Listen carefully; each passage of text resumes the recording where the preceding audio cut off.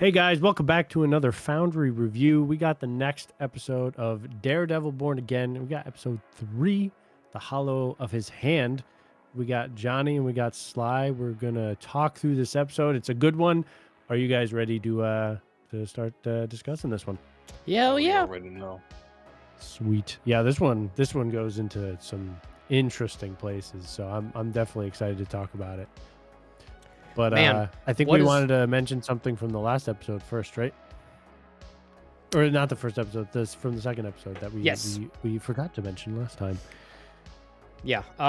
We totally forgot to mention the fact of when detective or Officer Powell was in the went to go find the Torres guy, the star witness for the trial for this episode, that he actually had a little Punisher tattoo on his wrist, I believe, right? Yeah. Yeah. Can- Little thin blue line on it too. Like they're kind of like co-opting it for themselves. Yeah. Yeah. Yeah. So, can we assume that the other Daredevil seasons are probably like to preface the show? Yes. Probably so. I Okay. think that it's actually the showrunner confirmed. This show takes place 7 years after the universe that was established in Netflix's Daredevil and Netflix's The Punisher. 7 years. Interesting. Okay. And a lot can happen in 7 years. Yeah. That Cool. is true. But yeah, I think we also then see the symbol a few times in this episode as well. They're definitely kind of Ooh, yeah. like keeping our Teasing. minds on that for like I think a few different reasons. There's like a lot of I mean, we don't know at this point whether it's like something that's actually organized or if it's something like people are co-opting it and using it for their own purpose. Like this is what's, bringing us together versus like, Punisher himself actually being the one to Yeah. organize this. I think it seems a bit out of his character to be doing that. Yeah. So I would be very surprised if that was the case. So I'm guessing these are people that are just like, we believe in what Punisher believes in. It's So like a we're cult. going to use this. Yeah, I Yeah, think which like is- it's a cult. They interpreted a message and they took it upon themselves to install hatred and control over things. Yes. Which this is oddly something very prevalent in the real world. which I think- Exactly. It's yeah. kind of like Stanford-y, like Stanford like experiment type of Stanford thing. prison Yeah, experiment? Yeah. exactly. Type of Yeah. shit like that, where you put someone in power and they just look down at people and they need to take control and assert themselves, those below them, type of thing like that. Which is how I really felt there. That's how I generally personally feel about like cops and shit like that and people in that role in the world. But you could definitely see it, and there were just a lot of slimy people. We also got an Officer Morales reference here. Oh shit! I didn't even notice that one. Yeah, when they were listing off a bunch of officers that had good things to say about White Tiger and stuff, he mentioned Oh. Morales. So I don't know if that's like fucking That's got to be. That's a good That- catch. yeah. That's a great catch. Try- They threw so many things at us in this episode, and a lot of it slipped by me. yeah. Yeah. I mean, yeah, a lot of it. We saw a lot of Fisk just being awkward as fuck again. Just doing Yeah. his thing, being awkward, which is kind of funny to me. Did we say that he became the mayor? Did he become the mayor in the second episode? He became the You mayor did in at the first episode. end Oh, of the okay. first Okay, episode. I was gonna but say- yeah, the very beginning of the second episode is where he's like kind of making his like big debut on TV. Like, hey, like I said I'd do it. I'm prioritizing that I want to like abolish vigilantes. Like our city, we're gonna return it to a city that doesn't need heroes, to save the day. Yep. Classic. We don't need them. We got to Nope. do it by the book, by the law, blah, blah, blah. I know, which But- is so ironic. There's definitely ulterior motives for this that Yeah. he's not going into, but I can definitely see a future where if he is successful and everything is run by the cops and he controls the cops again, Yeah. he can do whatever the hell he wants because Yeah. they're going to look the other way because he's the mayor. And And we he didn't even controls touch them. on him blackmailing the chief of police. Yeah, in the last episode, yeah. Shit. Oh my god. Yeah. Wesley. What was that? He was like an illegitimate child or something. Yeah, or he's got another kid in like Yeah, New Philadelphia- Jersey or some Philadelphia. Shit. He's like, oh yeah, Philly. Yeah, he's like, yeah, those cheesesteaks, man. By the way, is this your son? Oh, I was like, oh you my right. god. Yeah. And he was like, Oh that my- that cheesesteak was awful. Yeah, that I was was kind of like, funny. damn. I love Wesley too. Wesley 2.0 is pretty fucking sick. Wesley 2.0 is pretty good. Fisk's hype man is also He's funny, laughable. dude. The kid. He's funny. Yeah. He's just so like, I think it's a great idea, Mr. Mayor. I'm like, what the fuck? Just fucking. like, I love you. I love Yeah. you. I think you're onto something here, Fisk. Yeah. he's I like believe in us. that Batman thug villain, but like he's like, hey man, how you doing? He's funny. Also, we got it Yeah. confirmed about Ben Urich's daughter. Yeah. Was it daughter or niece? I don't know. I wasn't paying attention, man. Oh. Relative. Yeah. Niece, because he never had a kid. Remember the woman, Ben's wife, made that reference to Karen. If he had a kid, he would have wanted it to be like you. It's niece. Thank you. Mm. Yeah, so Yes. his niece then. Very BB Urich. yeah, very funny for him to be like, oh yes, I knew Ben. It's like, yeah, you knew him pretty well, didn't you, buddy? I think your hands got pretty familiar with his neck. Yeah. Jeez. Yeah, that's I gotta really- be hard for her. But she's being tactical. Yeah. She is. She's trying to do She's the being good work. very smart too. Yeah. I don't know about you guys, but I'm wondering how her documentary is gonna play into this show. Yeah. I'm liking those little segments where it kind of cuts to her interviews of Yes, like, dude, I people on love the how streets.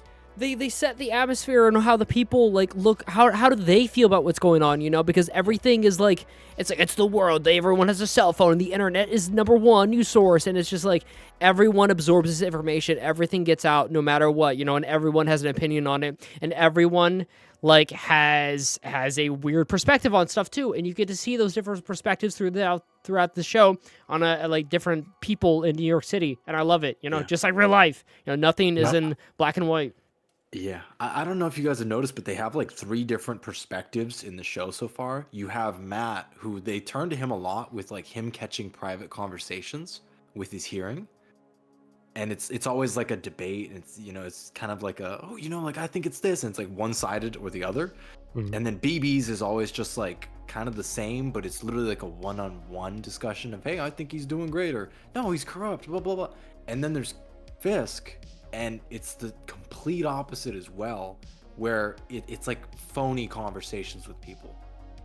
Yeah, it sounds like, oh well, you know, it sounds like a lot of, no, I'm not gonna try to go into politics there, but like it sounds like a very like default thing of like, oh well, he's a businessman, he should be president, you know? That's Yeah, exactly yeah. what we need, you know. It just sounds like someone just kind of, I've just heard that so many times too, and I feel like it's just not the most intelligent answer, you know, kind of thing, and that's just kind of makes me laugh a bit there, because I'm sure that there's unintelligent people voting for the mayor of their city to be a fucking psychopath. 100%. I mean, the fact that a convicted criminal in this show, who's been confirmed to have like decapitated dudes with a door, I mean, becomes your mayor. It's crazy. It's like, I bet your Yeah. mayor can't do that, huh? It's like, no, that's not the Nothing- point, dude. Like you said, very much like real life. Crazy. Oh, Jesus. But I'm really liking the return to the court scenes in this episode. Like they went very heavy in the courtroom scenes, Mhm. and I thought they were so tense and interesting, because I mean, we don't know that other, like the guy representing the NYPD, but damn, is he doing a good good. job? Like Yeah.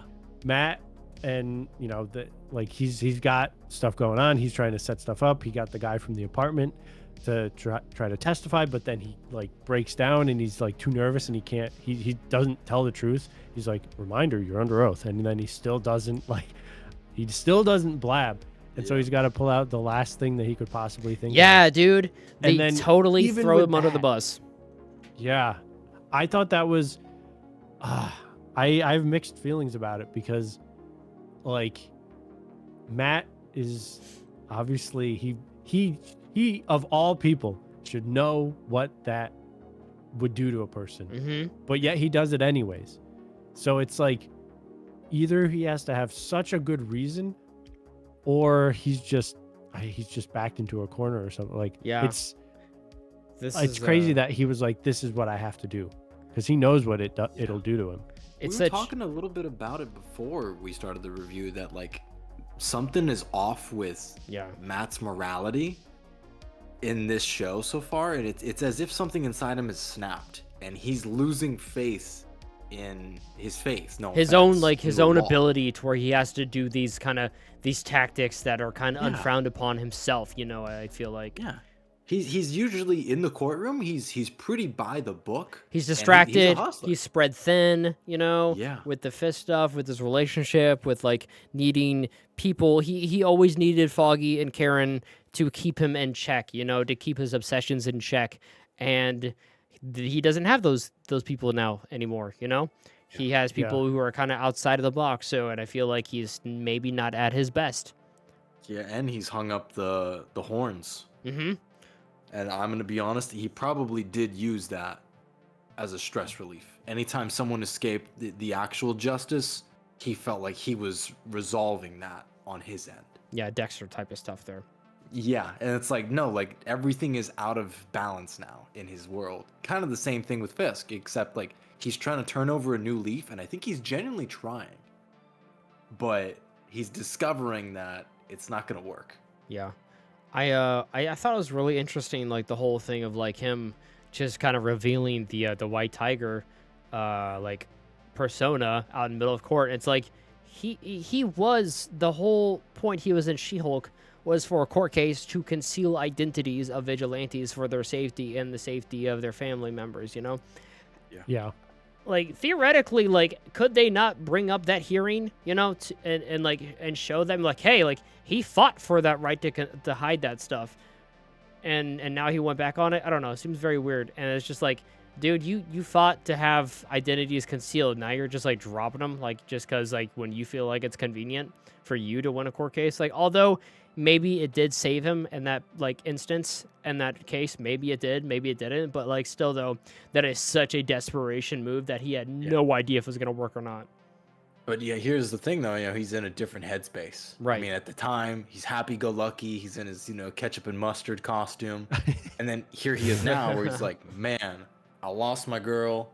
My best friend is dead. And I don't get to beat the shit out of criminals. Yeah, maybe Damn. he's like against vigilantes at that point. Maybe he's like, yeah, they are bad. Like they are not good. I do think he might be actually like struggling with that. Yeah, I think they're a part of some of his conversations with Hector were kind of about like there's other ways to like do good. He was I think he was trying to convince him that. So I think he's trying to convince Hector. Trying to convince himself.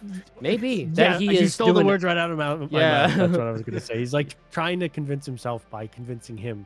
Because if he convinces him, then it like leads back to him like, yeah, this is right. But so I think that's kind of part of the reason as well. So he's really struggling with not putting on the mask. I think he really is. Yeah, the weird Punisher like kind of cult thing is very weird. It's very weird in the show. Yeah, we're still only getting hints. I'm really not sure where they're going to go with that, to be honest. I suspect they went with it. I think they went through Hector Ayala's forehead with it. Well, yeah, this episode ends very, it's sad because just like, I don't know, 10 minutes prior, they have like, I don't know, they probably have lots, but there was like 5 or 6 different people that are like, yeah, you know who saved me? The White Tiger. You know who was there? The White Tiger. I wouldn't be here today if the White Tiger didn't save me. Yeah. And you're like, you're feeling good. You're like, oh man, like he did do good. He does deserve to go free. Like, damn, this is like an emotional court case. Yeah. And then the end of the episode, just like, oh. And Fisk's monologue paired with it about, like that dismissal. I can't let that slide. And I was like, what do you mean you can't let that slide? And then cue to that scene and the song. Yeah, it was hype. It was like, yeah, he's at it. He's free. He's a free man, and he's gonna fucking go out there and do some good again, even though, like, oh man, it was really sad because his like wife, like they're having so many issues because she's like pushed away by him because he wants to do good for people, and she's like, but do good for our people first, you know, like put us Yeah, first. he was trying to surprise her with like getting a place too. And I Yeah, was like, that as well. exactly. Yeah, Oh very, my like God. down to earth, a good man, and sacrifice after sacrifice. Also, I want to know a little bit more about that amulet, and I kind of like how like supers and like abilities and stuff like that are kind of becoming a norm almost, you know, to where it's like it's kind of being accepted because like it is quite frequently that stuff happens in the show, you know. Oh yeah. Yeah. So I really like that too. Yeah, but like just just fucking that whole sequence, and just for him they cut his legs out from underneath him like quick as fuck too at the very end. I don't know, I was like, that's it? Like someone who's in the trailer and they just killed him off like that? Well, he might be alive. I'm thinking maybe he has an amulet, you know, so maybe like has some kind of powers that like stops his head from fucking bleeding out, you know, and protecting his brain. But I kind of doubt it. But it's some wishful thinking. Yeah, it seemed pretty definitive, unfortunately. It's just, yeah, real sad. I actually wasn't sure if they were going to be able to win that court case, because like near the end, the other guy was like, you know, he's done all this good, but a good guy can still do bad things. Yeah. And I was like, damn, that's Valid argument. it sucks, but it's a good point. Like, it's very true. Like, One just 'cause moment of you're a bad weakness, you person, know, or a good person. a life full of good, one moment of weakness can unravel everything, you know, and it goes back to that old adage about, you know, Rome wasn't built in a day, but it burned in one. Yeah. And Sometimes that's all it takes. exactly. And God, you know, just, I know that the showrunners confirmed that his departure in the storyline had to do with his passing. Really? That Yeah. really sucks. Because it reminds me of the Ray Stevenson thing again, except Ray Stevenson completed a whole season. And here it's like, man, this guy barely was getting into his character, and in 2 episodes, man, he cooked. Man. dude. So good. He great Yeah. performance, heartfelt. You resonate with the character. You appreciate the culture as little as you were introduced to it, and you end up wanting more. And the sad part is you're not going to get more unless, back to our discussion from the last one, someone else dons the mantle. Maybe so. Yeah, maybe you're right about that. That sounds like a very big indication, because we do see a lot. I felt like we did see a decent amount of that in the trailer, so that would make sense if so. You're definitely onto something there. Interesting. Yeah. Yeah, possible. Oh dang! What was I just about to say, motherfucker? Well, we can move on from what we were just talking about there. That so we see someone walking out of the shadows at the little assassination bit. That they're wearing a big old body armor suit. Looks like big old trench coat. They look like a goddamn school shooter, and they have the gigantic Punisher symbol like taped across their chest. And it looks like Frank Castle the Punisher, but we don't see a face. But they've been really forcing the whole like every single cop or every other cop is like behind this weird like cult that they like the Punisher, and they're using his symbolism to project their hatred on the weird stuff, you know? Yeah. And I really think that was probably just like one of the police officers or something like that, or an extension of that cause. Yeah. I'm like 99% sure that that's the case. Like it would seem so weird if it was actually the Punisher. Like Yeah. that would be Clickbait. very strange. Yeah. It's like, you know how many heroes he could have killed by now in just like the Netflix series? Yeah, Like, if he absolutely could have had a wanted to. hit list, man. Yeah. He's methodical. Yeah. But he doesn't really like to get involved in that, because for him, it's sad to say, it is a morality thing. And that's why I'm so excited for him to come across Matt again, because anytime those two are on screen, the philosophical debates just go crazy. Mm-hmm. Yeah. Very true. Well, cool. Oh, God damn, I'm trying to think, God damn it. He's really trying to think. Ah! He's My bad. We Yeah, threw him off. No, it's completely fine. Like, we're talking about how the Punisher symbolism was kind of not like blunt, but they did show a lot of it with the police officers and how they're feeling. Oh, here's what I was gonna mention: how White Tiger, his character, when interacting with Matt multiple times, I feel like Matt really resonated with him in his younger days as Daredevil and picking up that role, because he felt like he was full of youth and hope, and he's like, gotta save people, gotta do the right thing, gotta do anything and everything. And maybe Daredevil was like, I'm doing this like with one hand tied behind my back, like I have these abilities and these powers to do more than I'm doing right now, and now the city is like in rubble because of it. So it's like, he's damned if he does that, or he's damned if he doesn't. If he does do it, his best friend dies. If he doesn't, the city goes down. Yeah. Excuse me. He's just in the very tough spot, and I think that's why he really wanted to bat for White Tiger and get him off too. I feel like he saw a bit of himself in there, and maybe like a bit of for sure. Maybe that he could be saved, a little bit, instead of kind of falling out and getting too far away from himself. And that's like one of the biggest things about Daredevil, is like this constant battle within himself, with his own religion, with like whether to keep his friends and family safe, to do the right thing, to fight for himself, what he believes in, and or to kill Fisk, that whole deal with season 3 that was like heavy on. There's always been a inner battle with the character, and I've loved it, and it seems like they're still going with it, and I really enjoy it. Agreed. That's what I was trying to remember, so my bad. Sorry. Good. Yeah. But yeah. No, I'm definitely there with you. I think it's that inner turmoil, I think, really keeps me invested, because it's so interesting to see, because he's, as you said, he's in a very tough spot. So like he's really struggling with what he should actually do, because he crossed that line. He's like, I can't go back. He'll cross that line again, and he's afraid of what he'll become if he does that more. So he's really struggling. Turmoil. That's very good. Very good word for that. Yeah. Absolutely. Yeah. Yeah, I really liked it. I'm gonna go ahead and give it an 8.5 again. I think I'm actually going to go a little higher. I'm going to go with a 9. I Really? really enjoyed this episode. It was just the court case, the scene, just the symbolism, the different themes going on. I just really enjoyed it. So I'm going with a solid 9. I am a sucker for court cases in shows and movies.